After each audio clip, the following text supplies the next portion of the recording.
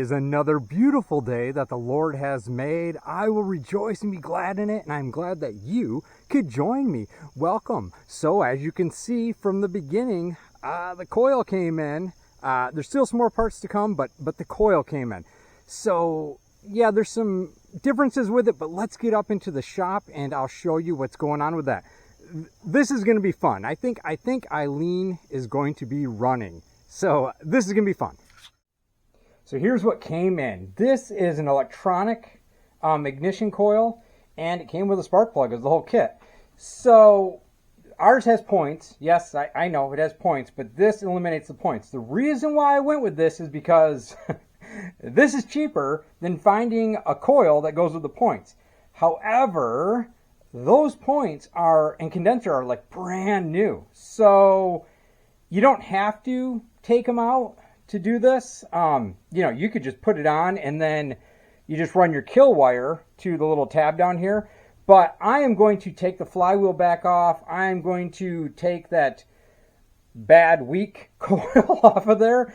And I'm going to save those points because maybe that points and condenser we can use for another project. And I would rather just take them off now while I have it halfway torn apart. So let's get to tearing that cover back off, draining the gas again. Well, draining the gas the first time. Draining the gas, take the cover off, let's get the flywheel off, let's get the points and condenser out of there, and then we will put this coil on and I'll show you how we run the wire. This will be fun.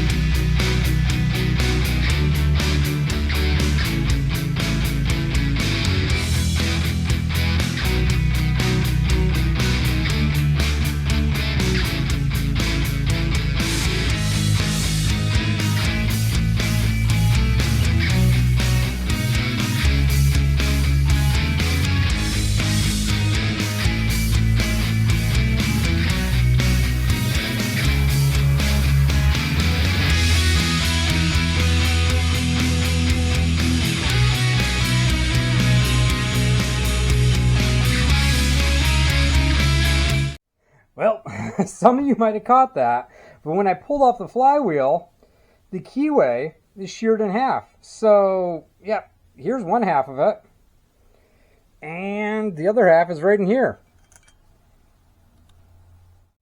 So it looks like before we go do anything, we need to get a keyway. I wonder when it snapped. I wonder if it snapped like the first time I pulled it. I mean, it looked fine, but okay, well, I'm going to go find a keyway, and then we can reassemble this thing the rest of the way. Found a keyway. Well, it was a little bit long, but, well, you can see there. After a little bit of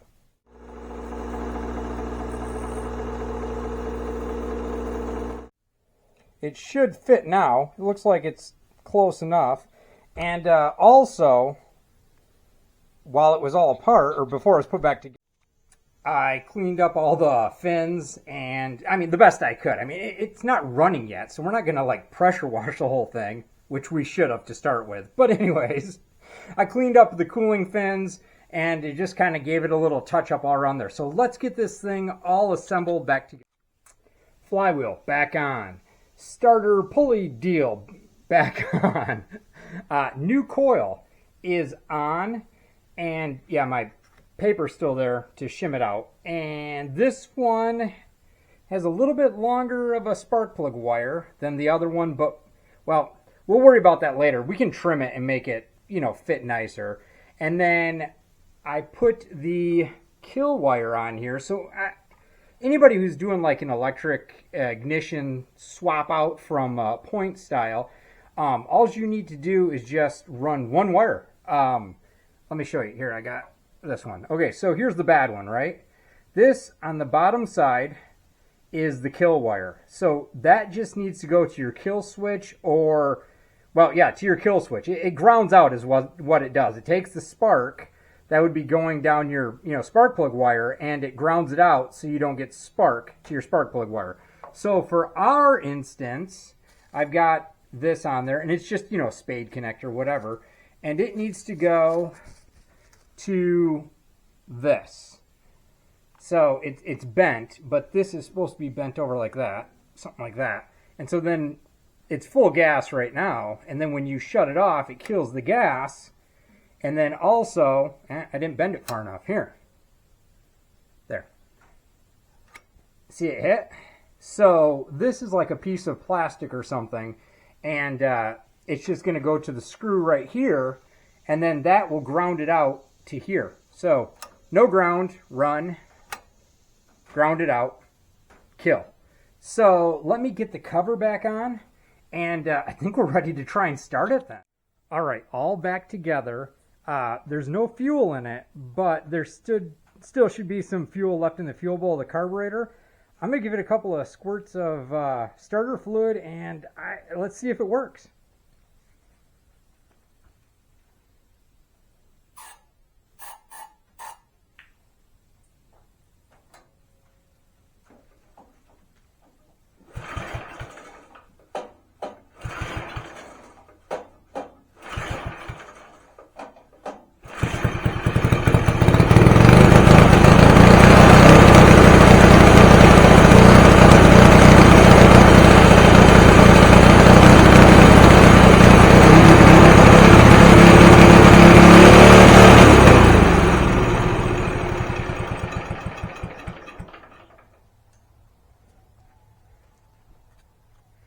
And the kill switch works. Now we're so happy, we do the dance of joy.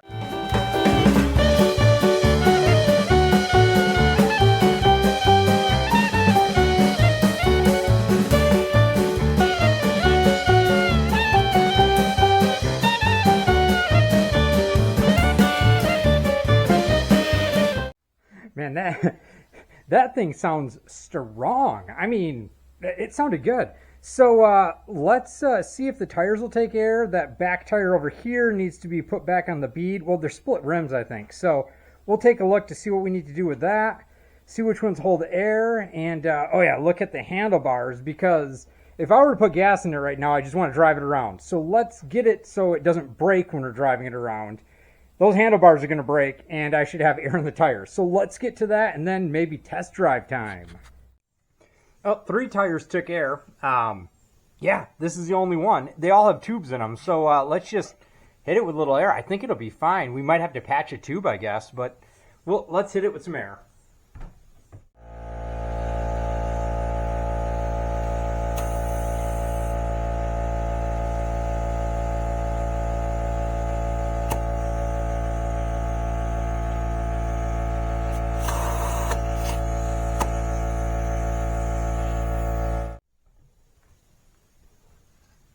Perfect. I don't hear anything leaking. I think it's well, we'll see. So let's move on to the handlebars.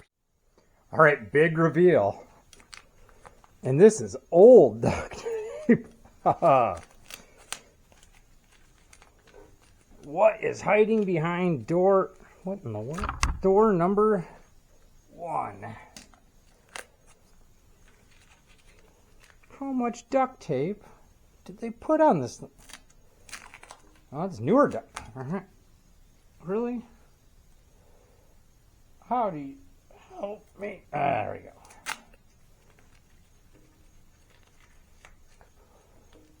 What?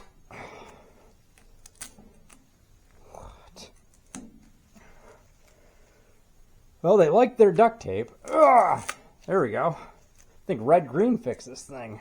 All right.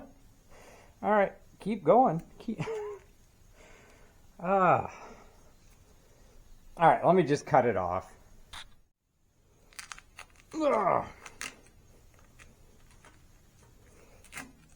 Really? That was a lot of duct tape. But anyways, here's what we've got. That is, that's a pretty good crack. Yeah,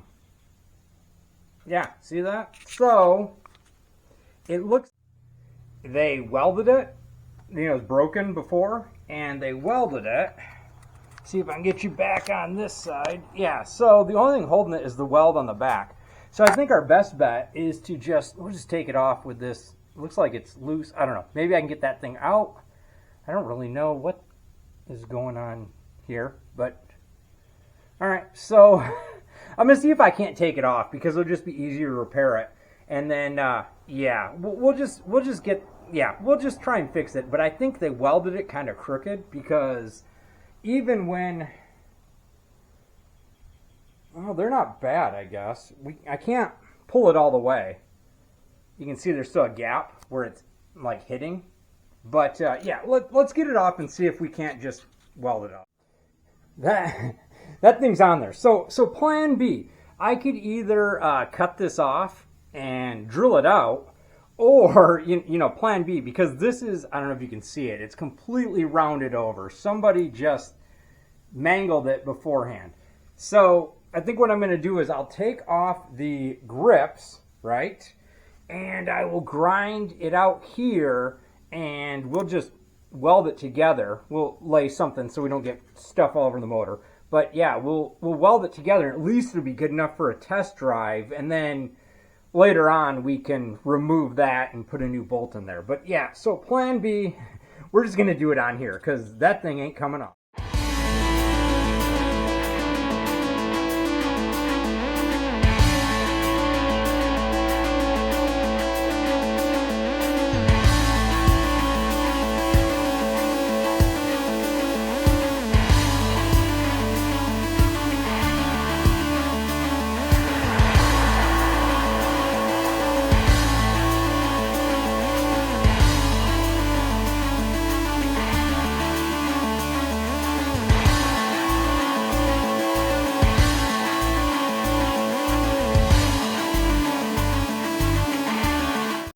Dun, da, da, da. Nice. So that's not going anywhere. That'll hold great. I'd like to do it all the way around, but future, right? That'll hold it. I know what you're thinking. You're like, Kix, why didn't you arc weld it? Kix, why didn't you MIG weld it? Well, first off, this is chrome, and yeah, I don't like welding that kind of way to chrome with electrodes and stuff. I know you can. And also, I hadn't gas welded or brazed in a while, so I like switching it around. It keeps you kind of, you know, up on things when you need to do it. So, and it also looks like it was probably fixed in the 60s. So, or some, I mean, younger guys might even be like, oh yeah, that's factory. So let's go to the transmission now, check the fluid, and then I think we're ready for a test drive because all the tires seem to be holding air just fine. Well, I know you guys probably can't see it, but according to my homeschool reading capabilities, this tag says, caution, check oil level after every 8 hours of operation. Fill case to level of filler hole with SAE 90 weight oil. So, yeah, let's do that. Well, there's still white paint on this. Oh, that wasn't loose. That was loose. So, there's still paint on this, so I guess they must have painted this, you know, within 8 hours of use in this because, oh, now it's all chipped off. All right, let's see. Nope. And I mean, and really, I mean, like, am I using this right? Do you use it this way or do you use it that way? Let me know in the comments. See, let the fight begin. All right. Survey says nothing. There is nothing. Well, I can't get my finger in there. Okay, let's go get some 90 weight oil and fill the transmission up.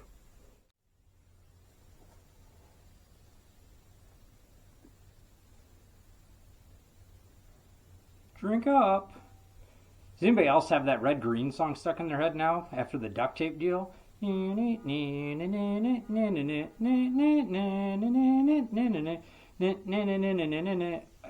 there we go. I think it's Phil. Nice. And or maybe no. Maybe this way. Anyway, all right. Time to test drive it.